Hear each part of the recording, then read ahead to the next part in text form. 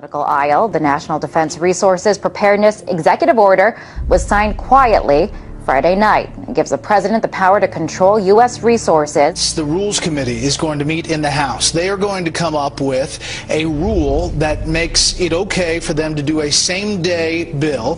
So they'll pass this rule. It's, believe it or not, called martial law. This would give the President of the United States the authority to declare basically martial law during times of peace. There are new disturbing developments out of Washington tonight regarding the President's belief that he has the legal authority to assassinate U.S. citizens.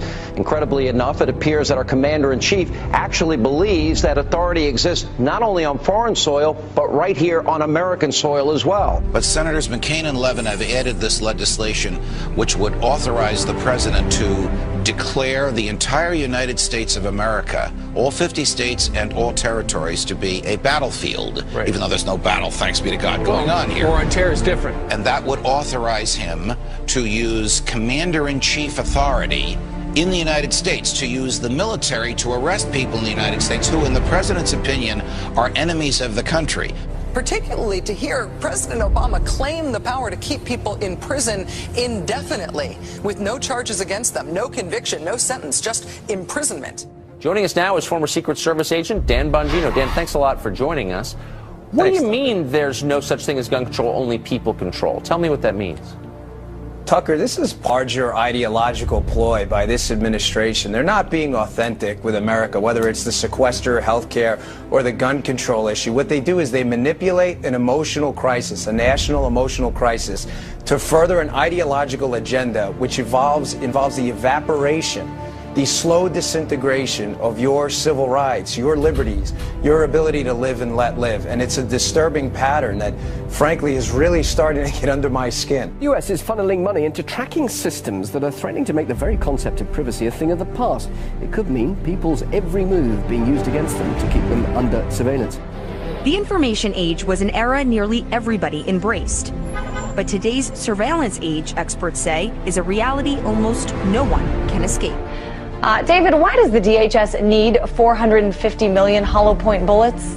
That kind of ammo that they purchased from ATK, hollow point ammunition, as you had explained, it's designed to, tear through human flesh and then expand. It's designed to kill people. This is not the optimal kind of ammo you would buy for target practice. It's more expensive and it's more precise. Do you think this is a sign that they're preparing for some sort of mass civil unrest? So they have an open bid right now, DHS, for even more ammunition, for 175 million rounds of .223 caliber rifle ammo. It's almost identical to the ammunition used by NATO peacekeeping forces. So that's very interesting. Are they planning on some kind of widespread economic unrest in the U.S. that would require NATO forces to help us out? $500 million in surplus military weaponry from the Pentagon, which is authorized through the Pentagon's 1033 program. During the late 70s, Congress passed legislation called Posse Comitatus, barring the military from operating on American soil. And in the early 80s, there was an effort to circumvent that in Congress by arming police with military-grade weaponry. And now we're seeing that play out in the streets. People in the inner city in the U.S. have been experiencing this. So civilians in the U.S. are now up against basically military-style policing.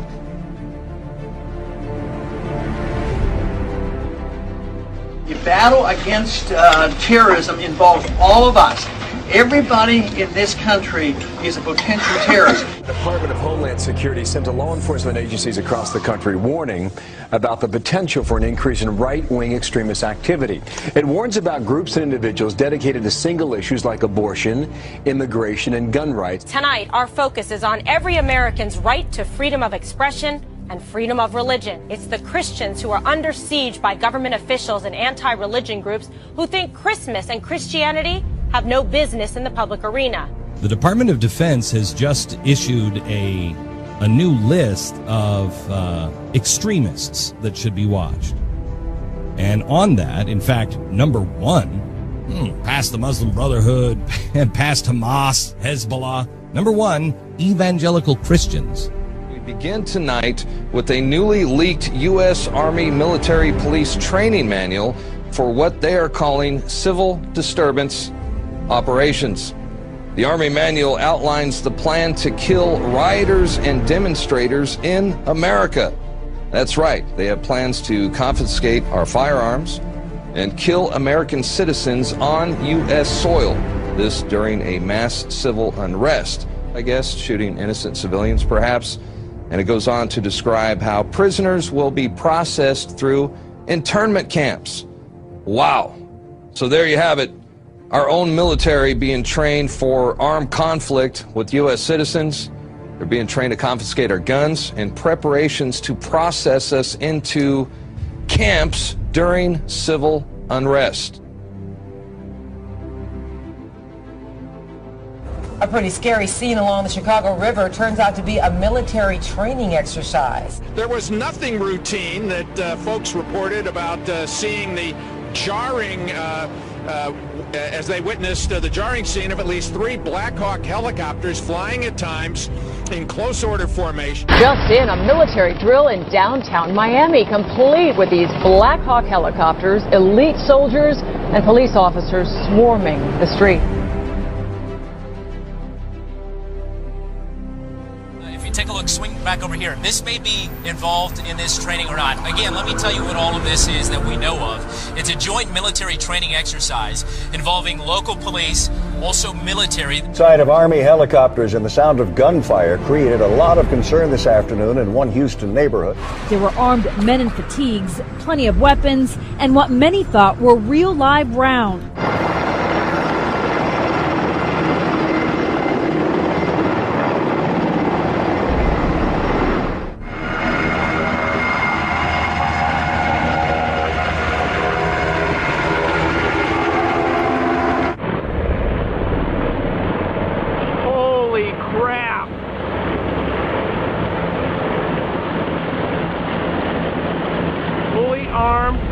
I told you they were coming. There's no lights on them. They're like bugs. So here's the article by Steve Watson. Military helicopters conduct covert exercises over U.S. bank buildings. This is all part of other drills going on to acclimate the public to being attacked by our own military that are happening here in the United States. Here it is. LAPD and elite military units conducted extraordinary counterterrorism training in the skies above downtown LA tonight. At one point, they made what appeared to be a drop-off at a park. Within seconds of landing, the helicopter was back in the air. It was a strange sight in the skies over Los Angeles. Military Special Forces flying a practice mission last night, and there are more exercises scheduled for today.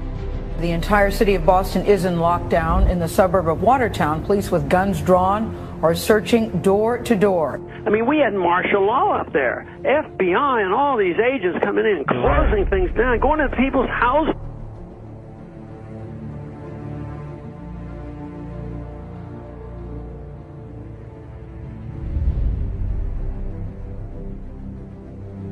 Mr. President, I do want to get right to the news of this week. Sure. The terrorism in Boston. Yeah.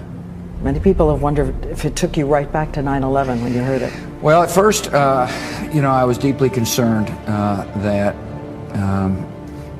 there might have been a organized plot.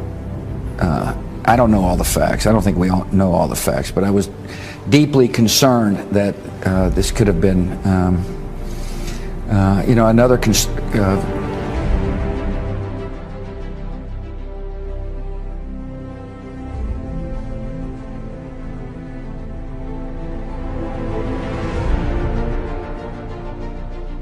While they're doing this, they're amassing this wealth in order to redirect it toward martial law endeavor, and not just in America, but globally. They want to lock down every country and force us into global governance, eventually force us into a global reserve currency that is like the Bancorp that the IMF has been pushing.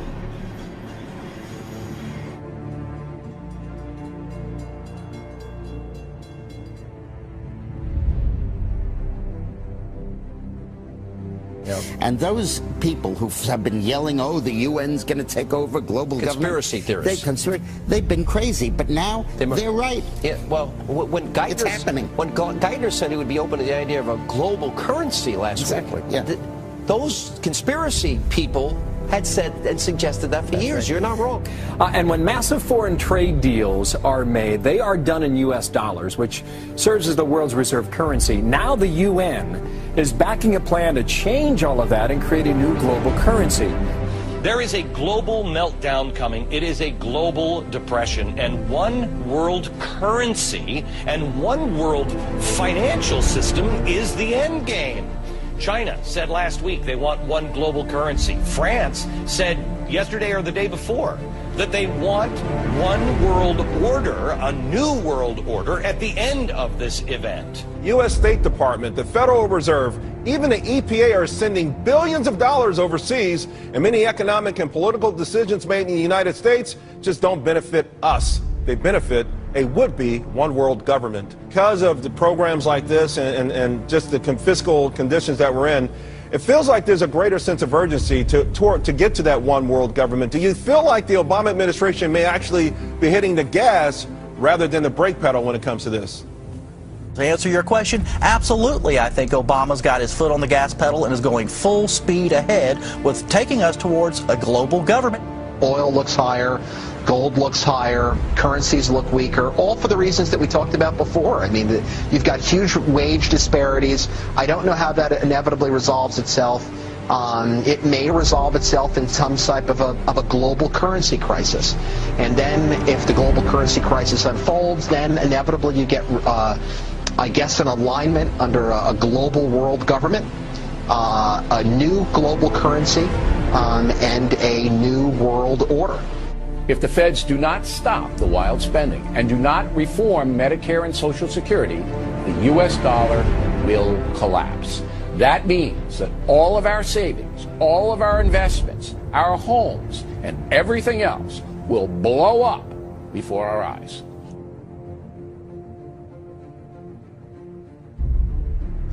This morning on Today's Health, a computer chip that could be implanted under your skin so doctors can quickly access your medical records. Explain to me briefly what the VeriChip is and what it is supposed to do. VeriChip is a tiny miniaturized RFID, or radio frequency identification microchip. It's 11 millimeters by 1 millimeter. It's about the size of a grain of rice. Well, we've got one sitting there by a penny to give us a little perspective of the size. Very Correct. Tiny. You implant it under the skin how? It gets injected, just like getting a shot of penicillin or any medicine that you would get in a doctor's office. It goes in the upper right arm. Implantable human chips. Supporters hail the technology as a medical marvel. You have one in your arm right now. That's correct. Where is it? It's in the upper right arm. It's a simple injection process. Finding from us this evening, technology on the cutting edge. We were interested today to hear that more than 100 law enforcement officials in Mexico are having microchips implanted in their arms. The chips allow a person to be scanned.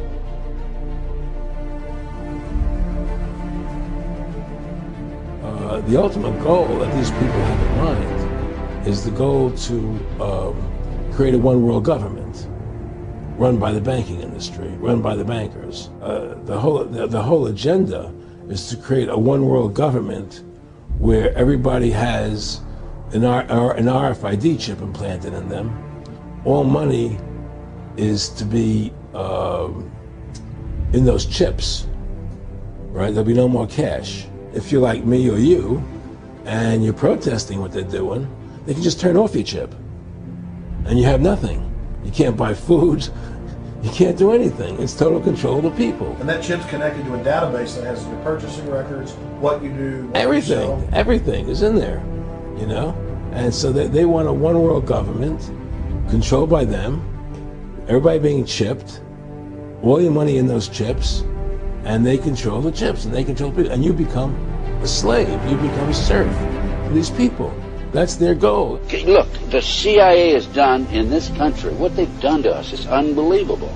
Look at the terrorist acts that have occurred. The CIA behind most, if not all of them.